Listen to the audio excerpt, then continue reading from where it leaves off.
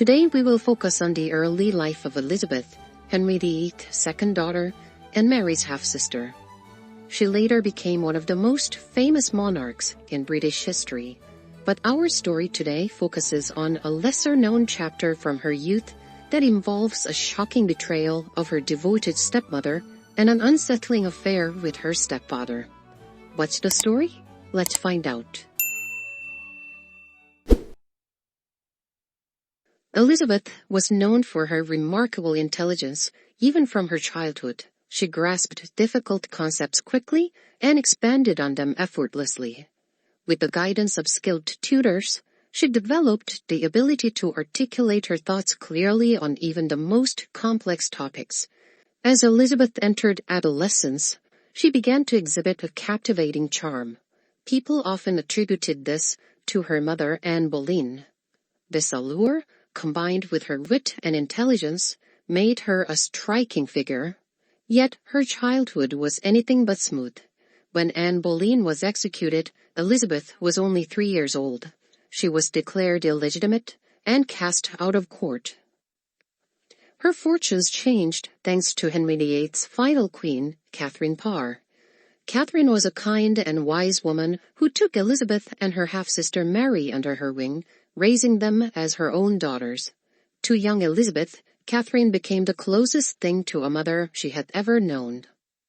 But after Henry VIII's death and the coronation of Elizabeth's younger brother Edward, disaster struck.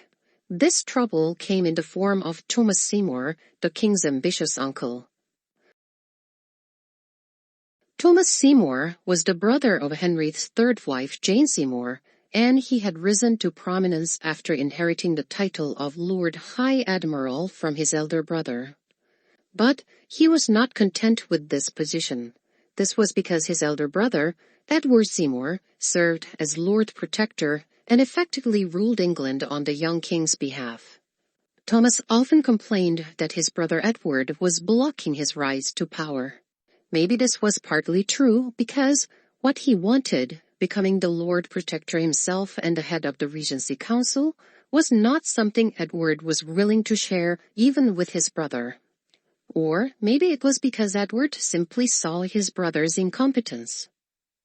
But Thomas was an ambitious person. He wanted to undermine his brother and claim power for himself. And he figured that one easy way to do this was to marry into the royal family. Thomas Seymour was a charming and dashing man by the standards of the time. With his impressive beard, sharp wit, and natural charisma, he was often regarded as one of the court's most eligible bachelors. He had flirtatious demeanor and was not shy of making bold advances to women. He must have had a bad boy charm. Thomas Seymour's first target was Catherine Parr, Henry VIII's widow. Interestingly, Thomas and Catherine had been romantically involved before her marriage to the king. At the time, Catherine Parr was already twice widowed, and she was seeing Thomas Seymour with the intention of marriage. But when Henry VIII unexpectedly proposed to Catherine, she had no choice but to accept. But after Henry's death, Catherine was once again free, and Thomas wasted no time. By then, Catherine had become an immensely wealthy woman, inheriting substantial lands and a fortune. This newfound wealth made her all the more appealing to Thomas. Additionally, Catherine's household offered other opportunities for him. It was also home to young Elizabeth, Henry VIII's second daughter and second in line to the throne after Mary, as well as Lady Jane Grey, a distant cousin with her own claim to succession. Catherine's home, in Thomas's eyes, was a house filled with potential power. From Catherine's perspective, Thomas was a familiar face, someone she had once loved, and whose charm she knew well. And Thomas pursued her with relentless determination. Initially, Catherine resisted out of her sense of propriety. After all, Henry VIII had only recently passed, and his funeral rites were barely complete. She insisted that they wait at least a few years before considering marriage. But Thomas persuaded her, suggesting that they could simply get married in secret. Catherine ultimately gave in. They married in secret, and according to some accounts, Catherine would quietly let Thomas into her home late at night to avoid suspicion. Unsurprisingly, their clandestine relationship was soon exposed, sparking gossip and scandal at court. Many people criticized Catherine for marrying so soon after Henry's death. Even young King Edward VI, Henry's son, was informed of this situation. But Edward trusted and respected Catherine and decided to forgive her. With the king's approval, Thomas and Catherine were able to make their union official and began living openly as husband and wife. This development brought Thomas closer to Elizabeth as he now assumed the role of her stepfather. Catherine's household also included Lady Jane Grey, who regarded Elizabeth as a sister. Seeing an opportunity there too, Thomas persuaded Jane Grey's parents to make him her guardian, adding yet another card to his hand. He soon began paying increasing attention to Elizabeth, attempting to win her favor and perhaps manipulate her for his own gain. Now that Thomas married Catherine Parr, he became the head of household. He could come and go anywhere in the house, including Elizabeth's chamber. Early in the mornings, he would barge into her room uninvited, pretending to be fatherly. He would pat her on the backside if she was awake, tickle her if she was lying in bed, or even leap onto her bed and embrace her when she was half asleep. What started as seemingly harmless gesture became increasingly inappropriate over time, crossing clear boundaries. At first, Elizabeth likely interpreted his behavior as affectionate care from a father figure. However, as she entered adolescence, her feelings began to change. Whether due to her lack of experience or Thomas's calculated actions, she started to perceive his attention as romantic rather than creepy. Without fully realizing it, she began to respond to his advances, even enjoying the interactions. Around this time, Catherine Parr, despite her age, became pregnant, which was a joyful but unexpected development. Initially, Catherine dismissed the playful behavior between Thomas and Elizabeth as innocent. But as their interactions grew more frequent and overtly inappropriate, Catherine became uneasy. And one day, after noticing their prolonged absence, Catherine grew alarmed. She took a key and searched the house, and caught Thomas and Elizabeth in a compromising situation. Catherine acted swiftly and discreetly. She understood any public exposure of this scandal would have catastrophic consequences. As a former queen, her household was under constant scrutiny, and any rumor of impropriety could endanger everyone. Thomas would face certain execution, and Elizabeth's reputation as a royal heir would be irreparably damaged. So Catherine arranged for Elizabeth to be sent away to a distant estate, effectively separating her from Thomas. She then confronted her husband, extracting an apology and a promise that he would never repeat his actions. Catherine also ensured that the household staff were silenced, forbidding them from speaking about the incident. While Catherine managed to contain the immediate fallout, the emotional toll was immense. She felt deeply betrayed by both Thomas and Elizabeth, but she knew that Elizabeth, a vulnerable teenager, was probably being used by Thomas. The responsibility was on Thomas, and she also felt guilty. She blamed herself for falling for Thomas's charms and allowing him into her life. The betrayal, coupled with her pregnancy, left her emotionally and physically drained.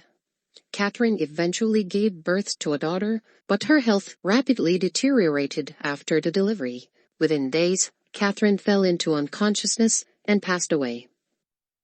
During this time, Elizabeth withdrew from public life, claiming illness and avoiding official appearances for several months. Some speculate that she may have suffered a miscarriage during this period, possibly with Thomas's child, but this theory remains unproven and controversial. After Catherine Parr's death, Thomas Seymour initially seemed to regret his actions, but it didn't take long for him to return to his old ways. He resumed his attempts to seduce Elizabeth, who was now living in a different residence. At that time, Elizabeth had a governess, Cat Ashley, who happened to be fond of Thomas. Sensing an opportunity there, Thomas tried to use her to reintroduce his name and charm into Elizabeth's thoughts with the hope of eventually marrying her. Now, Elizabeth was a teenage girl who liked the man to begin with, and she was traumatized by the forced separation. Now that Catherine had died, and Thomas was again trying to resume their relationship, did she start thinking about perhaps marrying him?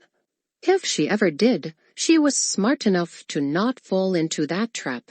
Elizabeth understood the precarious nature of her position as a royal heir. Marriage, especially to someone as politically weak as Thomas, would be impossible without the Privy Council's approval. And she also began to see Thomas's ulterior motives and ambitions. So, with remarkable restraint and judgment for her age, Elizabeth started to deliberately distance herself from him. And it was soon after this Thomas got himself into a whole world of troubles. He wanted to challenge the authority of the Regency Council that was led by his elder brother Edward Seymour, Duke of Somerset. He wanted to overthrow his brother, and, to do this, he used his position as Lord High Admiral, and while Somerset was away in a military campaign in Scotland, started to gather the navy and other privateers. But he was clumsy and careless. Word of his activities began to spread, prompting the council to summon him for questioning. Somerset hurried back from Scotland to deal with the crisis. Although Somerset wanted to protect his brother, the evidence against Thomas was overwhelming. Rather than facing the council, Thomas grew desperate and decided to take matters into his own hands. On the night of January 16, 1549, he broke into Hampton Court Palace, intending to kidnap his young nephew, King Edward VI. Using a duplicate key, Thomas managed to enter the king's chambers. But the plan fell apart when Edward's spaniel began barking furiously, alerting the guards. Panicked, Thomas shot and killed the dog, but was soon overpowered by the palace guards. He was arrested on the spot. The entire kingdom was shocked by this audacious act. He was caught outside the king's bedroom at night with a loaded pistol. This was of course interpreted as a treason, and anyone close to Thomas was suspected as a potential accomplice. First in line of suspicion was Elizabeth.